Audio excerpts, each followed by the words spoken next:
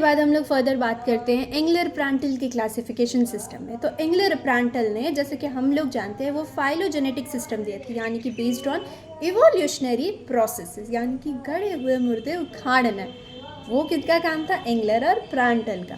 तो उन लोगों ने क्या किया? बेसिकली उन लोगों ने एम्ब्रियोफाइटा साइफोनोगामा डिवीजन पे फोकस किया, यानी कि वैसे प्लांट्स जो केवल सीड देते हैं। उन लोगों ने उन प्लांट को कंसिडरेशन में नहीं लिया जो कि सीड्स नहीं देते हैं। ओके, ठीक है। तो उन लोगों ने एम्ब्रियोफाइटा साइफोनोगामा को दो डिविजन्स यानी कि सब डिविजन्स में डिवाइड किया। One is monocotyledonae, second is dicotyledonae. Monocotyledonae यानी कि the plants which produce seeds with single cotyledon, ठीक है।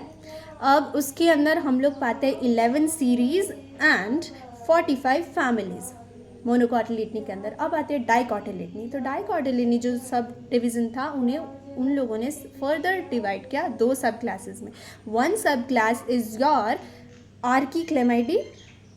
आर्कीक्लेमाइडी मतलब कि वैसे प्लांट्स जो कि फ्लावर्स प्रोड्यूस तो करते हैं बट वो नेकेड फ्लावर्स होते हैं, या फिर पेरियांथ बियरिंग होते हैं, या फिर बाइसेरेट पेरियांथ होते हैं। अब ये नेकेड फ्लावर क्या होता है? यानी कि ऐसे फ्लावर्स जिसमें कि ना तो पेटल्स होता है, ना ही सेपल्स होता है। पेटल्स मतलब ना ही पंखुड़ियाँ होती हैं, ना ही उनके नीचे पाए जाने वाले सेपल्स होते हैं। अब देखिए, जैसे ये रोज़ का फ्लावर है, तो रोज़ के पेटल हो गए रेड रेड, देन आफ्टर इधर जो ग्रीन ग्रीन सेपल्स होते हैं, दैट इज़ योर सेपल।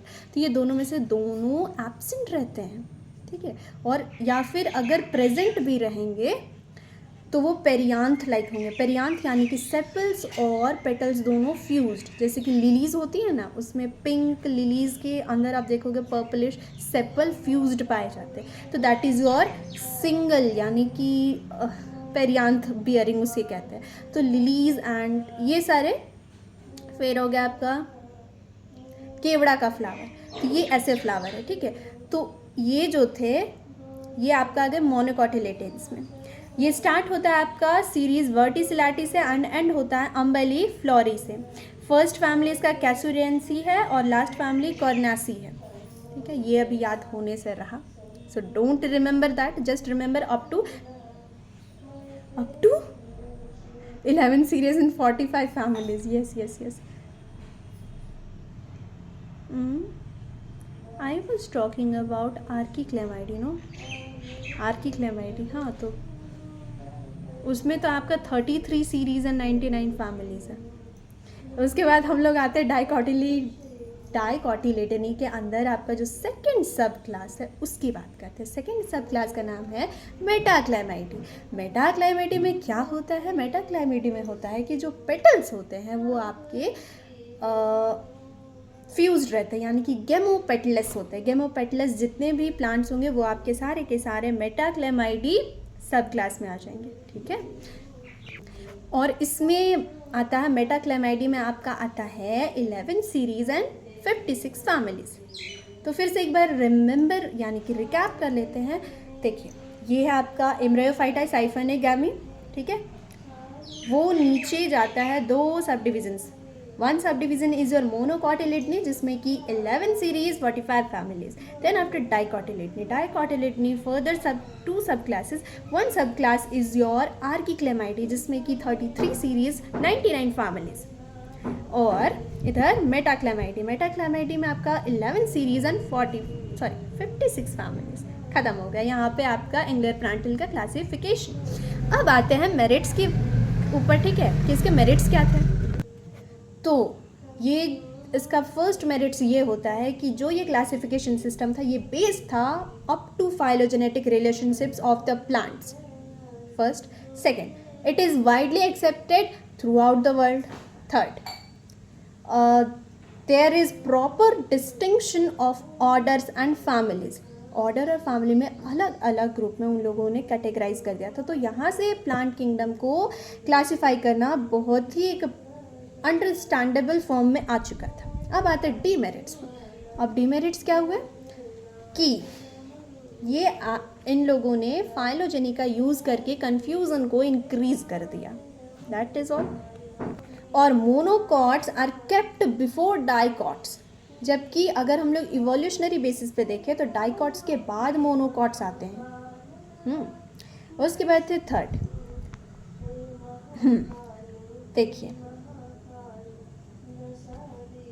जो ऑर्डर पेंडेनेल्स है, ऑर्डर पेंडेनेल्स यानी कि वो ऑर्डर जिसे मोनोकॉट में रखा गया है वो एक्चुअली में बहुत ही ज़्यादा न्यूअर ऑर्डर है, यानी कि एडवांस्ड ऑर्डर है अकॉर्डिंग टू साइटोलॉजी, ठीक है। लेकिन इन लोगों ने क्या किया कि उस पेंडेनेल्स ऑर्डर को मोनोकॉट्स के अंदर डाल दिया।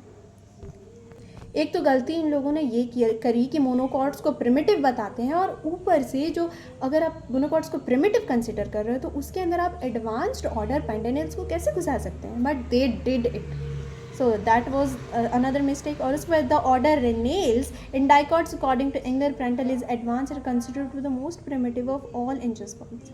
बट ये जो ऑर्डर रेनेल्स है एंगलर प्रेंटल के अनुसार ये बहुत ही ज़्यादा एडवांस्ड है, but this is not the correct assumption they made.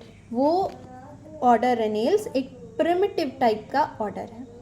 तो यानी सीधे अगर हम लोग बोले तो इन लोगों ने क्या किया है कि ऑर्डर में गड़बड़ी कर दिया है। इन लोगों ने फाइलोजेनी तो कंसिडर कर लिया है, लेकिन मॉलिक्यूलर बेसिस में ये कहीं ना कहीं पिछड़ गए हैं, दैट्स ऑल। अब आते हैं हम लोग, इस सिस्टम का एक और फीचर ये भी था कि इन लोगों ने ये बताया कि जो अपेटलस फ्लावर्स हैं यानी कि कैटेकिन्स हैं, ठीक है, यानी कि जिसमें जो कि पेरियांथ बियरिंग होते हैं, ठीक है, वो लोग आपके प्रिमिटिव हैं और फिर उनमें विंड से पॉलिनेशन होता है, ये बताया था। और दूसरा, अगर इसके प्रिंसिपल की बात करें, principle of classification of angiosperms is based on the idea that जो पेरियांथ बियरिंग प्लांट्स हैं वो आपके विंड से पॉलिनेशन होते हैं, साथ में जो फैमिलीज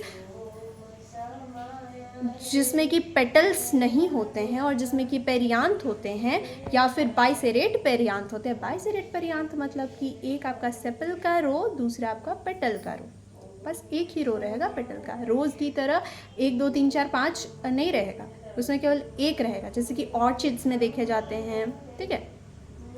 दैन आफ्टर आपका सहतूत के फ्लावर्स में देखे जाते हैं, मेल एंड फीमेल फ्लावर में, तो उसमें तो इनका ये कहना है कि वैसे फैमिलीज जिसमें कि पेटल्स एब्सेंट होते हैं या फिर पेरियांथ की तरह होते हैं वो आपके प्रिमिटिव कंसिडर करे गए, ठीक है, एंड दैट इज़ करेक्ट। अब आते हैं हम लोग नेक्स्ट की बेंथम एंड हुकर ने क्लासिफिकेशन किस बेसिस पे किया था। तो ज़्यादा लेंथी ना करते हुए I will cover this topic in the next video.